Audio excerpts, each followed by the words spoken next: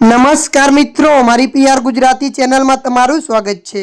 દેશ દુનિયાની તમામ તાજા ખબરો સૌથી પહેલા જાણવા માટે અમારી પીઆર ગુજરાતી ચેનલને સબસ્ક્રાઇબ કરી નાખજો।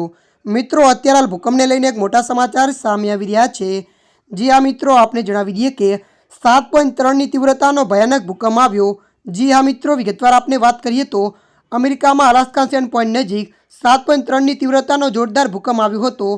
વધુમાં આપને જણાવી દઈએ કે ઉલ્લેખનીય છે કે બુધવારે અલાસ્કા સેન્ડ પોઈન્ટ નજીક 7.3ની તીવ્રતાનો જોરદાર ભૂકંપ આવ્યો હતો, જેના કારણે રાષ્ટ્રીય હવામાન વિભાગ દ્વારા સુનામીની ચેતવણી જાહેર કરાઈ હતી।